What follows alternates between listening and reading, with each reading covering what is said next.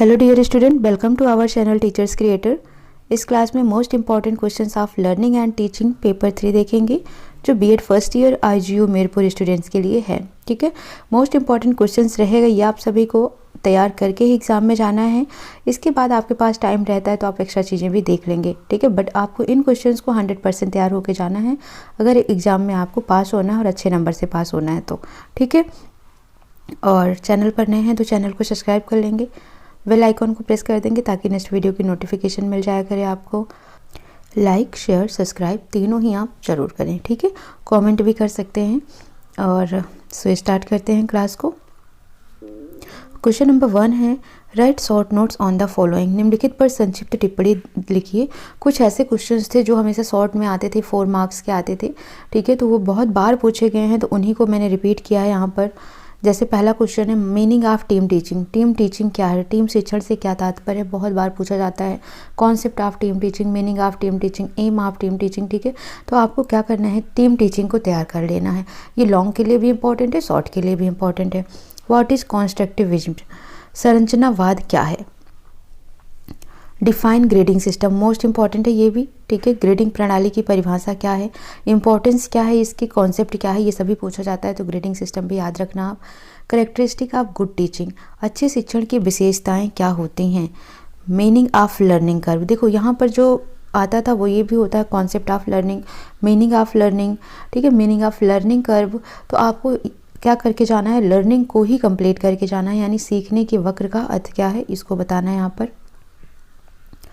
Characteristic of demonstration method, प्रदर्शन विधि की विशेषताएं क्या हैं। Use of ICT in teaching learning process, ICT का शिक्षण अधिगम प्रक्रिया में उपयोग क्या है। तो कुछ ये क्वेश्चंस थे जो शॉर्ट में मैंने आपको दिए हैं, जिन्हें आपको तैयार कर लेना है।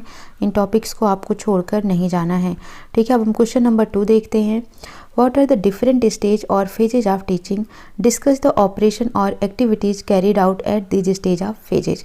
ठीक है, शिक्षण की अवस्थाएं या चरणों से क्या अभिप्राय है, इसका विस्तार से वर्णन कीजिए। तो आप सभी को पता है, अगर हम फेज ऑफ टीचिंग की बात करते हैं तो 3 फेज होते हैं, प्री फेज, ठीक है, पोस्ट फेज, इंटरेक्टिव फेज। तो इस तरीके से आपको इन तीनों फेजेस को पढ़कर ही जाना है। ठीक है, क्योंकि कभी कभी क्या होता है कि किसी एक ही फेज के बारे में पूरा पूछ लेते हैं कि डिफाइन प्री एक्टिव फेज, ठीक है, और इससे रिलेटेड जो भी ऑपरेशंस हैं, एक्टिविटीज़ है, वो आपसे पूछ लेते हैं। तो तीनों फेज ही आपको कंप्लीट करके जाना है, बहुत ही आसान है, बस आप एक बार पढ़ लीजिएगा। ठीक है, शिक्षण की अवस्थाएं या चरणों से क्या अभिप्राय है, विस्तार से इसका वर्णन करना है। What do you mean by level of teaching? Describe the different level of teaching in detail. How reflective level of teaching is different from memory level of teaching? Discuss it. ठीक है, शिक्षण के स्तर से आप क्या समझते हैं, ये भी मोस्ट इम्पॉर्टेंट है। शिक्षण के विभिन्न स्तरों की विस्तार पूर्वक वर्णन कीजिए। शिक्षण का विमर्शीय स्तर स्मृति स्तर से किस प्रकार भिन्न है, इस पर भी चर्चा करनी है। ठीक है, यानी कि यहाँ से आपको समझ आ गया होगा कि अगर हम टीचिंग लेवल की बात करते हैं तो रिफ्लेक्टिंग लेवल हो गया, मेमोरी लेवल हो गया। ठीक है, इंपॉर्टेंट है जो, तो इनको आप पढ़कर जाना। नेक्स्ट आता है, what do you mean by mastery learning.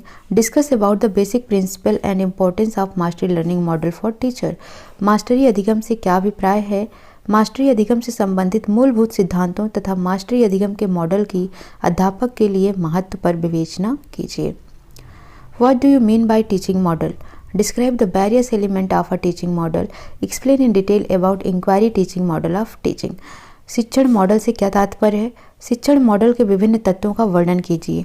आपको 20 नंबर में यही क्वेश्चन पूछा जा सकता है कि शिक्षण मॉडल क्या है और इसके विभिन्न तत्व क्या हैं। ठीक है, तो आपको टीचिंग मॉडल कंप्लीट करना है और टीचिंग मॉडल में भी आपको टाइप्स कंप्लीट कर लेने हैं। जैसे इंक्वायरी टीचिंग मॉडल क्या होती है, तो बेसिक आपको इनके बारे में समझ लेना है कि इंक्वायरी टीचिंग मॉडल क्या होती है, ब्रेनस्टॉर्मिंग क्या होती है, ठीक है, रिफ्लेक्टिंग टीचिंग मॉडल क्या होता है, तो बेसिक आपको इनके बारे में पढ़कर जाना है।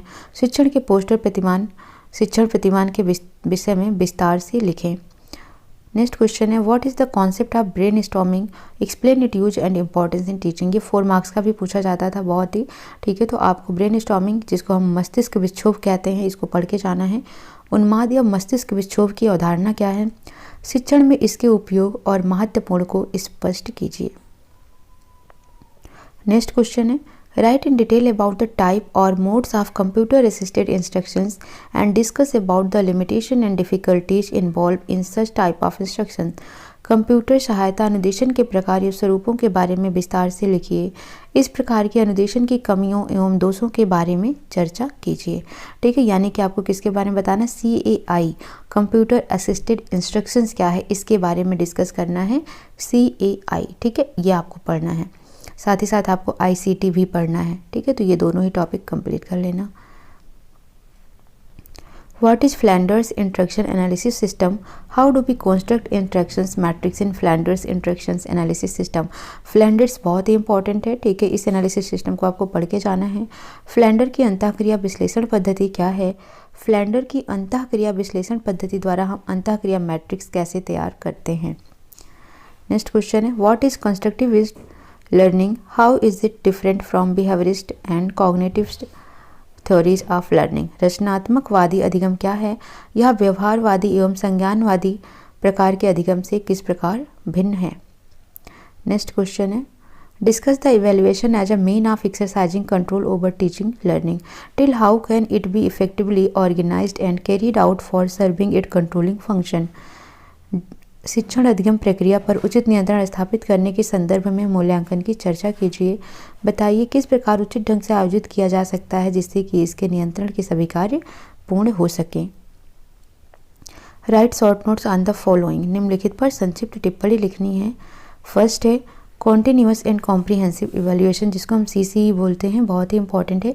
कॉन्टिन्यूअस का मतलब होता है कि ऑल टाइम इवेल्युएट करना, मूल्यांकन करना, और कॉम्प्रिहेंसिव का मतलब होता है स्कॉलेस्टिक एंड नॉन स्कॉलेस्टिक, यानी स्कूल के अंदर स्कूल के बाहर हमेशा बच्चे पर इवेल्युएट करना, एसेस करना ही क्या कहलाता है, कॉन्टिन्यूअस एंड कॉम्प्रिहेंसिव इवेल्युएशन कहलाता है, जिसको थोड़ा सा डिटेल में पढ़ लेना। यहाँ पर इवेल्युएशंस के कुछ टाइप दे रखे हैं, जैसे फॉर्मेटिव, समेटिव, डायग्नोस्टिक। फॉर्मेटिव जो हमेशा चलता रहता है, जैसे आप बोलते हैं ना यूनिट टेस्ट हो रहा है तो फॉर्मेटिव हो जाता है। समेटिव जो होता है, जो एंड में आता है रिजल्ट आपको, वो होता है समेटिव इवैल्यूएशन। डायग्नोस्टिक इवैल्यूएशन ये होता है कि जो बच्चों में क्या प्रॉब्लम आ रही है इसको डायग्नोज करना, कहाँ पर उनमें वीकनेस है, कहाँ पर उनकी स्ट्रेंथ है, इस चीज़ों को जानना डायग्नोस्टिक इवैल्यूएशन कहलाता है। ठीक है, तो इसी को आपको पढ़कर जाना है। नेक्स्ट आता है ऑब्जेक्टिव टाइप टेस्ट। वस्तुनिष्ठ प्रश्न पत्र के आपसे गुण और दोष पूछे जाते हैं, इंपॉर्टेंस पूछी जाती है। ठीक है, तो ये पढ़ लेना ऑब्जेक्टिव टाइप टेस्ट, ये भी बहुत ही इंपॉर्टेंट है और बहुत ही इजी है। ऑब्जेक्टिव टाइप टेस्ट क्या होता है, जो हम MCQ बेस्ड होते हैं, फिल इन द ब्लैंक्स होता है, मैचिंग टाइप होता है, तो ये सभी क्या होते हैं, ऑब्जेक्टिव टाइप टेस्ट आते हैं। ठीक है, जिसमें क्या होता है, ऑप्शन दिए होते हैं, उनमें से हमको कोई एक चूज करना होता है। तो इस तरीके से भी आप इनको लिख सकते हैं बनाकर। ठीक है, ऐसा नहीं है कि आप केवल और केवल रट कर ही जाए, नहीं, आप समझ कर जाइए चीज़ों को, बहुत ही अच्छा लगेगा और बहुत ही ज़्यादा नॉलेज आपको हो जाएगा।